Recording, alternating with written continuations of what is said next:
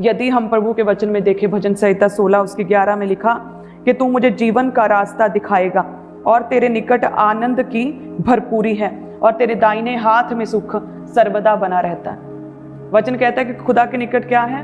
आनंद की भरपूरी है और उसके दाहिने हाथ में क्या रहता है? सुख सर्वदा बना रहता है। सो यदि हमें पता है कि परमेश्वर के निकट आनंद की भरपूरी है और उसके दाहिने हाथ में सुख सर्वदा बना रहता है और परमेश्वर ही है जो कि हमें जीवन का रास्ता दिखाता है, और वो जीवन है, वो राह, सच्चाई और जिंदगी है, वो ज्योति है, वो रोशनी है कि जो घोर अंधकार से भरे हुए मृत्यु के देश में चलते थे, उन्होंने प्रभु यीशु मसीह के रूप में एक अगम्य ज्योति को देखा, उनके जीवनों में वो ज्योति चमकी।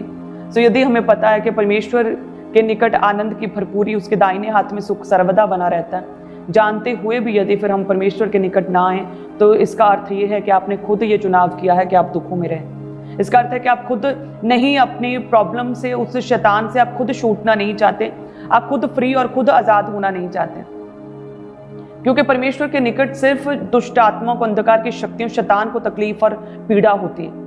यदि हम प्रभु के वचन में देखें, और मैंने पहले भी इस वचन को जब शेयर किया था, लिखा है कि जब प्रभु यीशु मसीह गिरासेनिया के देश में पहुंचे तो वहां पर क्या था कि एक व्यक्ति जिसमें दुष्ट आत्मा थी, और कहते हैं कि वो अपने आप को पत्थरों से मारता था, कब्रों में उसे रखा जाता था, सांकलों से, जंजीरों से उसे जकड़ा जाता था, लेकिन कहते हैं कि उसे कोई भी अपने वश में नहीं कर पाता था। वह अपने आपे से बाहर हो जाता था, अपनी जंजीरों को तोड़ देता, सांकलों के टुकड़े टुकड़े कर देता, जंजीरों को तोड़ देता था, दिन और रात पहाड़ों पर, कब्रों पर रहा करता, चिल्लाता था, कोई भी उसे कंट्रोल नहीं कर पाया था। लेकिन वचन कहता है कि जैसे ही प्रभु यीशु मसीह उस जगह पर पहुंचे और उस दुष्टात्मा ग्रसित के साथ प्रभु यीशु मसीह का आमना सामना हुआ, तो वचन में लिखा, जब हम मरकुस 5 और उसकी 7 में पढ़ते हैं कि ऊंचे शब्द से चिल्लाकर उसने दूर से दौड़ा आकर कहा और कि हे यीशु, परम प्रधान परमेश्वर के पुत्र, मुझे तुझसे क्या काम? मैं तुझे परमेश्वर की शपथ देता हूं कि मुझे पीड़ा ना दे। क्या कर? मुझे पीड़ा ना दे। परमेश्वर के सम्मुख क्या है? आनंद की भरपूरी है।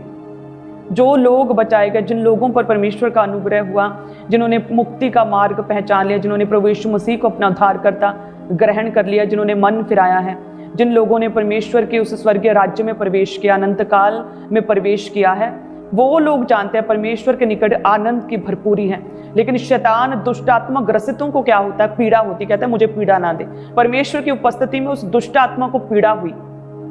तो सोचिए, यदि आपके घर में भी किसी तरह का ऐसा बंधन, कोई भी शैतानी अटैक है, कोई भी व्यक्ति, आपके परिवार का कोई सदस्य यदि किसी भी तरह के दुष्ट आत्मा के प्रभाव के अधीन है, और यदि आप उसे परमेश्वर के निकट लेकर आए, चर्च में या फिर घर में प्रार्थना में उसे प्रभु के निकट रखें, तो देखिए कैसे वो शैतान जो आपकी लाइफ को खत्म करना चाहता है, प्रॉब्लम क्रिएट कर रहा है, उसे, उस दुष्ट आत्माओं को कैसे पीड़ा होगी, दर्द होगी, और वो आपके जीवन से भागेंगे पूरी तरह से। जैसे कहते हैं इस दुष्ट आत्मा ग्रसित को पीड़ा हुई, और कहता है कि हे परम प्रधान परमेश्वर के पुत्र, मेरा तुझसे क्या काम? मुझे पीड़ा ना दे, मुझे पीड़ा, मुझे दुख ना दे, मुझे तकलीफ ना दे। वो दुष्ट आत्मा कहती, और किसी के भी कंट्रोल में नहीं आ रही थी, कोई भी उसे वश में नहीं कर रहा था, कोई भी बांधा हुआ था, जकड़ा हुआ था, फिर भी अपनी लोहे की सांकलों को तोड़ देता था, और परमेश्वर के साथ जैसे ही उपस्थिति में आया, कहता मुझे पीड़ा ना दे। तो आज ही से यदि आपको कोई भी भार पड़ता, दबाव पड़ता, सपनों में डर लगता, अंधेरे से डर लगता, किसी भी तरह के दाग पड़ते हैं, किसी भी तरह का अटैक है, किसी भी तरह के शैतानी प्रभाव के अधीन है, तो आज ही से क्या करें? परमेश्वर के निकट जाएं। जैसे ही आप परमेश्वर के निकट जाने लगेंगे, दुष्ट आत्माएं जो उन्हें पीड़ा होगी और वो आपके जीवन से भागेंगी, और दुष्ट आत्माओं से आप पूरी तरह से डिलीवर और फ्री हो जाएंगे। क्योंकि क्या है? परमेश्वर के निकट क्या? आनंद की भरपूरी है। प्रभु के निकट आए, परमेश्वर कहता है यदि तू मेरे निकट आएगा तो मैं फिर तेरे निकट आऊंगा। सो प्रभु अपने वायदों को पूरा करने वाला परमेश्वर है। जब परमेश्वर आपके निकट आएगा, जैसे दुष्ट आत्मा ग्रसित के निकट गया, तो दुष्ट आत्मा को, शैतान को, उस शराब को, उस अंधकार की शक्तियों को पीड़ा होगी, दुख होगा, वो आपके जीवन से पूरी तरह से बाहर निकलेंगे प्रभु यीशु मसीह के नाम में। हालेलुया। क्योंकि परमेश्वर के निकट आनंद की भरपूरी है, और परमेश्वर की इच्छा है कि वो आपको खुश और आनंदित देखना चाहता है। इसीलिए ही परमेश्वर ने आपके सारे दुखों को अपने ऊपर ले लिया, परमेश्वर ने आपके सारे अपराधों को अपने ऊपर ले लिया। हालेलुया। प्रभु क्रूस पर चढ़ाए गए, लहू लुहान हुए, जख्मी हो गए, अपमानित किए गए। जब उनके पास रास्ता था कि वो अपने आप को डिफेंड कर सकते थे, पिलातुस कहता यदि तू कहे, यदि तू अपने विषय में कोई गवाही दे, यदि तू अपनी सफाई दे, यदि तू अपने आप को डिफेंड करे, तो मुझे पूरा अधिकार है, मैं तुझे बचा सकता हूँ। लेकिन प्रभु यीशु मसीह के पास छूटने का पूरा अधिकार था, पूरा टाइम था, एक अच्छा मौका था, लेकिन प्रभु यीशु मसीह चुप रहे। प्रभु ने कोई भी सफाई नहीं दी, प्रभु चुप रहते हुए सारे दुख सहते रहे। हालेलुया। वो इसीलिए प्रभु ने इतने दुख सहे ताकि आप और हम किसी भी तरह के उस दुख में, उस कठिनाई में, उस प्रॉब्लम में, उस पीड़ा में ना फंसे। इसीलिए प्रभु ने सारी पीड़ाओं को, सारे दुखों को अपने ऊपर ले लिया है और परमेश्वर ने हमें फ्री किया और आजाद किया है। सो यदि आज हम परमेश्वर के निकट जाए तो सच में उस आनंद को, उस खुशी को जो परमेश्वर हमें देना चाहता है, जिस आनंद, जिस खुशी को प्रभु ने हमें देने के लिए हमारे दुखों को अपने ऊपर ले लिया, वो आनंद का आभास, उसका एक्सपीरियंस आपको होगा। आपके दुख आपको छोटे लगने लगेंगे और आप सच में, आप पूरी तरह से ब्लेस्ड और अपने आप को फ्री महसूस, अपनी स्पिरिट में आप अपने आप को हल्का महसूस करेंगे। आपके बोझ जो आपके कंधों पर अभी लादे हुए हैं शैतान ने, और जो बोझ को आप ढो रहे हैं, आप पूरी तरह से अपने आप को फ्री महसूस करेंगे। आप अपने आप को हल्का महसूस करेंगे जब आप परमेश्वर के निकट जाएंगे। हालेलुया। आपको परमेश्वर के निकट जाने के लिए किसी पहाड़ पर नहीं चढ़ना। पुराने समय में तो परमेश्वर का वचन कहता है कि मूसा जो परमेश्वर के साथ बात करने के लिए, परमेश्वर से वचन लेने के लिए, परमेश्वर की उपस्थिति में जाने के लिए सीनै पहाड़ पर चढ़ता था, परमेश्वर के सामने बैठने के लिए, परमेश्वर की उपस्थिति में जाने के लिए। सो आज के समय में परमेश्वर की दया है प्रभु यीशु मसीह के द्वारा हमारे जीवन में कि आज हमें किसी पहाड़ पर चढ़ने की आवश्यकता नहीं, परमेश्वर के निकट जाने के लिए अपने आप को जमीन में गाड़ने की आवश्यकता नहीं है। आज आपको किसी भी तरह का तप करने की आवश्यकता नहीं है। जस्ट आपको, यदि आप अपने घर में हैं तो आप अपने घुटनों पर आप परमेश्वर के साथ समय को बिताएं और परमेश्वर के निकट जाएं, तब प्रभु आपके निकट आएगा। जो पुराने समय में इजराइलियों को, मूसा को जो कठिनाई का सामना करना पड़ता था, परमेश्वर की उस सामर्थ्य, उस अनुग्रह का एक्सपीरियंस, उस उपस्थिति का एक्सपीरियंस और परमेश्वर की आवाज सुनने के लिए वो पहाड़ पर चढ़ना पड़ता था, कठिन काम करना पड़ता था।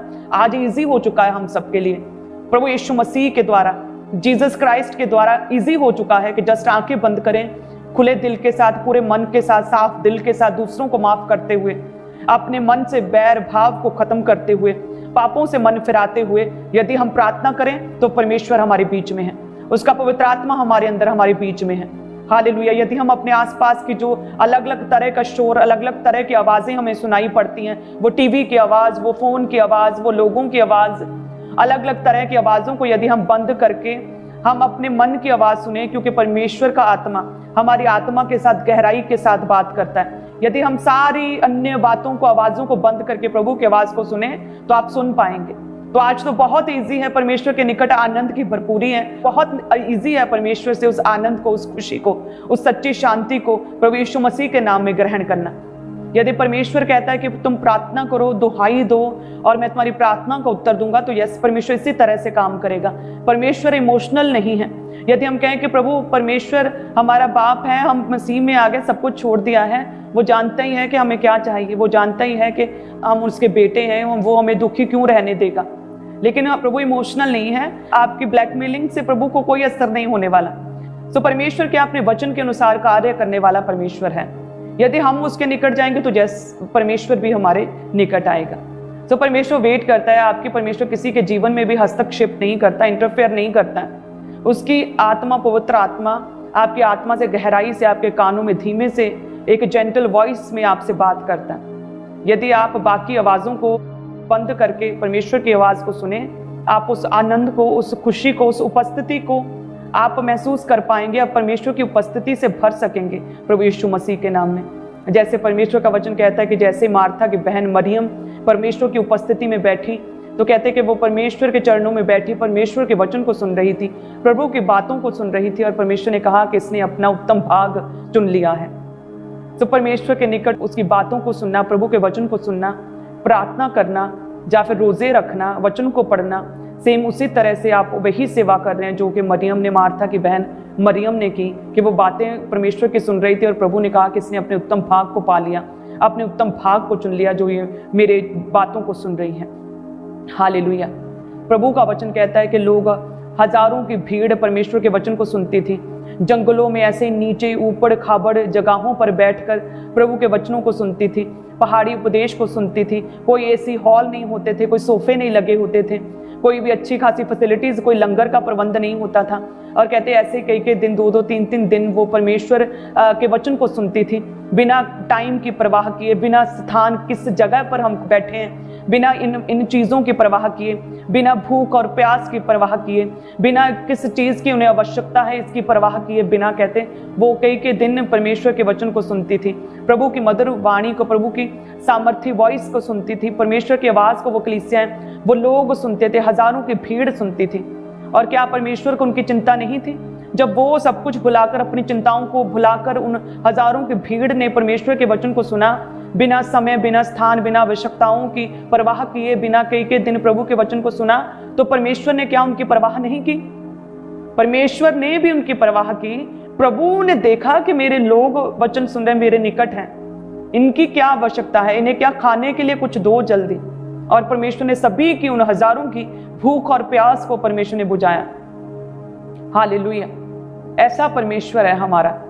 जब हम उसके निकट आते हैं तो वो भी हमारे निकट आता है। जब हम एक कदम प्रभु की ओर बढ़ाते हैं तो परमेश्वर 2 कदम हमारी ओर बढ़ाता है। परमेश्वर अपने हाथों को फैलाकर प्रभु हमारा स्वागत कर रहा है। और हम परमेश्वर की हस्तकला हैं। हम क्या हैं? परमेश्वर की हस्तकला। परमेश्वर ने अपने हाथों पर हमारा नाम उकरा हुआ है।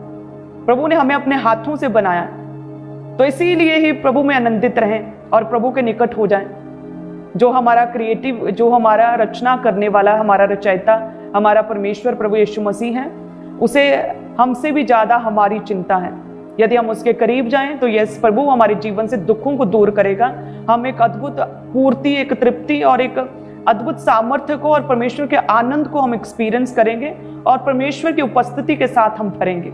और ऐसी उपस्थिति, ऐसा आनंद जो है वो किसी भी टीवी, किसी कॉमेडी शो, किसी भी टूरिस्ट प्लेसेस पर जाकर, किसी भी तरह का अच्छा फूड खाकर, अपने आप को किसी गेम में बिजी रखकर, अपने आप को फोन पर बिजी रखकर वो आनंद, वो स्वर्गीय आनंद आपको नहीं मिल सकता। और परमेश्वर की प्रेजेंस में जाने के लिए आपको कुछ पे नहीं करना, आपको पैसे नहीं देने। जस्ट आपने अपने पूरे मन से, मन फिरा के, पूरे मन से, दिल से, सच्चे मन से जस्ट परमेश्वर के सामने प्रभु से बात करनी है। जस्ट आंखें बंद करके प्रभु से बात करनी शुरू करें और प्रभु आपके बीच में है। उसकी आत्मा जो है आपके साथ बात करेगी, आप उसकी आवाज को सुनने पाएंगे प्रभु यीशु मसीह के नाम में। हालेलुया। बहुत से लोगों को परमेश्वर की उपस्थिति में आने का मन नहीं करता। हो सकता है उनके जीवन में कोई ना कोई कमी रही हो जिसकी वजह से वो परमेश्वर की उपस्थिति में आ नहीं पाते हैं। जैसे कहते हैं कि आदम और हवा हर रोज परमेश्वर की उपस्थिति में जाते थे, प्रभु उनके पास आते थे अदन में, और वो परमेश्वर की उपस्थिति का आनंद उठाते थे। वो खुश होते थे परमेश्वर की उपस्थिति में रहकर, उस ग्रेस के अंडर रहकर। लेकिन वचन कहता है कि जैसे ही आदम और हवा ने पाप किया, जैसे ही वचन को तोड़ा, जैसे ही वो फल खाया जो खाने के लिए मना किया था, और लिखा है कि वचन तोड़ने के बाद अनाज्ञाकारिता की वजह से जब परमेश्वर उस अदन में गए, वो छिप गए दोनों। आदम और हवा क्या हुए? वे छिप गए। वो परमेश्वर की उपस्थिति में आना ना चाहा उन्होंने। सो उसी तरह से सेम हो सकता है कुछ लोग आज किसी अन्य आज्ञाकारिता में, कुछ पाप में हैं, कुछ किसी ऐसी चीज में जिसके वजह से वचन टूट रहा है और आप छिपे हुए हैं, परमेश्वर की उपस्थिति में आ नहीं पा रहे हैं। तो मेरा विश्वास है कि आज आप इस वचन को समझेंगे, आप मन फिराएंगे, तौबा करेंगे, उन पापों को फिर से ना दोहराने का परमेश्वर से वायदा करेंगे और परमेश्वर के निकट आएंगे, क्योंकि परमेश्वर के निकट आनंद की भरपूरी है और उसके दाहिने हाथ में सुख रहता है। आप सुखों को पाने के लिए कितनी मेहनत, कितनी मुशक्कत करते हैं, दिन और रात काम करते हैं, क्या क्या सोचते हैं अपने आप को सफल करने के लिए, अपने आप को सुखी, अपने परिवारों को सुखी करने के लिए, लेकिन वो सारी चीजें व्यर्थ हैं। यदि घर को यहोवा ना बनाए तो बनाने वाले का परिश्रम व्यर्थ है। सुख कहाँ है? सुख परमेश्वर के पास, सुख प्रभु यीशु मसीह के दाहिने हाथ में सर्वदा बना रहता है। तो यदि हम परमेश्वर के निकट आए तो यस, परमेश्वर हमारे जीवनों में आएगा, प्रभु यीशु मसीह हमारे घरों में वास करेगा, हमारे परिवारों में, हमारे रिश्तों में, हमारे शरीर में, हमारे बिजनेस में परमेश्वर वास करेगा। परमेश्वर के नाम में आत्मिक उन्नति होगी, सब बातों में भी हम भले और चंगे रहेंगे और किसी भी तरह के रोग से भी हम फ्री रहेंगे। और दुष्ट आत्माओं को पीड़ा होती है परमेश्वर के निकट, और जब हम प्रभु के निकट रहेंगे कोई दुष्ट आत्मा, कोई अंधकार की शक्ति आपको छू नहीं सकेगी। हालेलुया, क्योंकि परमेश्वर की उपस्थिति में होंगे हम। हालेलुया। कितने लोग समझ पा रहे हैं कि आज आपको किसी पहाड़ पर चढ़ना नहीं, अपने आप को गाड़ना नहीं है, कोई तप करने के लिए नहीं बोल रहा प्रभु, आपके परिवारों को, आपके घर को छोड़ने के लिए आपको नहीं बोल रहा। आप अपने घर में रहें, अपने काम को करें, अपनी जॉब करें, अपने रिश्तों को निभाएं और साथ में जस्ट प्रेयर करें, साथ में परमेश्वर के साथ एक मन रहें, अपने मनों को साफ करें, परमेश्वर के निकट आएं, तो आप उस आनंद को, उस खुशी को, सच्ची शांति को, उस सेटिस्फैक्शन को आप रिसीव करेंगे जो और कहीं से भी नहीं मिल सकती। हालेलुया। सो जितने भी लोग आज से परमेश्वर के निकट आएंगे, प्रभु आपको छुएगा, ब्लेस करेगा, क्योंकि परमेश्वर जो है आपके जीवन में बड़े काम करना चाहता है, आपको ब्लेस करना चाहता है, आपके जीवन में एक विक्ट्री को देखना चाहता है। परमेश्वर जो है वो तरस से भरा हुआ परमेश्वर है। यदि हम प्रभु के वचन में देखें कि जब परमेश्वर नाइन नामक जगह पर गए तो वहां पर कुछ लोग एक जवान लड़के की अर्थी को लेकर जा रहे थे, और परमेश्वर ने कहा कि क्या हुआ, और पता चला कि एक विधवा का बेटा, जो इकलौता बेटा था, वो मर गया। और लिखा है कि जब परमेश्वर ने उस विधवा की ओर देखा, उसके रोने को देखा, और परमेश्वर को उस पर तरस आया, और परमेश्वर ने उसे कहा मत रो। हालेलुया। ऐसा परमेश्वर हमारा जो आपके दुखों में आपको रहने नहीं देना चाहता। बट फर्क ये है कि परमेश्वर उस समय उस नगर में, उस जगह मौजूद थे जहां पर वो लेडी, वो विधवा दुख में थी। और आज आप दुख में हैं, आप रो रहे हैं, लेकिन आप प्रार्थना में नहीं, लेकिन आपने अपना जीवन प्रभु को दिया नहीं है पूरी तरह से, और परमेश्वर आपके नगर में, आपके घर में, आपके पास, आपके जीवन में नहीं है। और ये फर्क है बस। यदि हम प्रभु के वचन में देखें इस वचन को, तो सच में कैसे परमेश्वर तरस से भर गए। लिखा है कि जब परमेश्वर नाइन नामक नगर में गए तो लूका 7:12 में लिखा कि जब वह नगर के फाटक के पास पहुंचा तो देखो लोग एक मुर्दे को बाहर लिए जा रहे थे, जो अपनी माँ का इकलौता पुत्र था, और वह विधवा थी, और नगर के बहुत से लोग उसके साथ थे। उसे देखकर प्रभु को तरस आया। उसे देखकर, उस विधवा को देखकर प्रभु यीशु मसीह को क्या आया, तरस आया, और उससे कहा मत रो। और परमेश्वर ने उस अर्थी को छुआ और कहा हे जवान उठ, और कहते हुए उसी समय उसके सांस में उसके श्वास वापस आ गए और वो जिंदा हो गया, वो उठ बैठा। किस तरह से परमेश्वर ने उस विधवा के रोने को खुदावंद ने रोका, किस तरह से परमेश्वर ने उसके आंसुओं को पोंछा उस विधवा के, और प्रभु ने उसके जीवन में उस दुख की घड़ी को खत्म कर दिया। सोचिए यदि परमेश्वर की उपस्थिति उस जगह ना होती तो उस लेडी का पूरा जीवन गम में डूबा रहता, अपने बेटे को याद कर करके, क्योंकि इकलौता था और कोई भी आसरा नहीं था, अकेली रहती, पूरा जीवन दुख में रहती, अपने बेटे को याद करते करते अपना जीवन खत्म कर देती। परमेश्वर की उपस्थिति वहां पर जो मौजूद थी, उसी की वजह से ये बड़ा मिरेकल हुआ। परमेश्वर वहां पर थे, और साथ में परमेश्वर ने उस विधवा की ओर देखा होगा, इसीलिए परमेश्वर ने उसके रोने को देखा और प्रभु को उस पर तरस आया।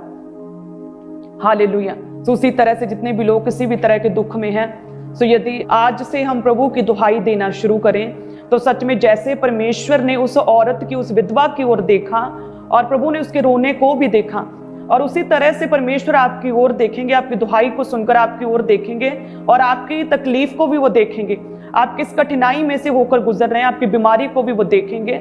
और परमेश्वर तरस खाता, करुणा में परमेश्वर है, वो आप पर तरस खाएगा, और अब वो आपके जीवन में काम करेगा और वो फ्री करेगा। इजरायली कितने साल गुलामी में रहे, जब उन्हें समझ आई कि नहीं ऐसा नहीं चलेगा, गुलामी में दुखी रहने से कुछ नहीं होगा, दुख सहने से कुछ नहीं होगा, हमें दुहाई देनी पड़ेगी परमेश्वर की। और कहते जैसे ही उन्होंने दुहाई दी खुदा की, परमेश्वर की दुहाई दी उन्होंने परमेश्वर के सामने कि हमें छुड़ा, हमें फ्री कर दुहाई देना शुरू किया। कहते फिर परमेश्वर ने उनकी ओर देखा, और परमेश्वर अपने दास मूसा के पास गया और उसे कहा कि मेरे लोग मेरी दुहाई दे रहे हैं, उनके पास जा और मैं तुझे अधिकार देता हूं, सामर्थ्य देता हूं, उन्हें छुड़ा, क्योंकि मेरे लोग मेरी दुहाई दे रहे हैं। सो आज जितने भी लोग किसी भी तरह के दुख में यदि दुहाई देना शुरू करें, तो आप अपने जीवन में विक्ट्री को और बदलाव को देखेंगे।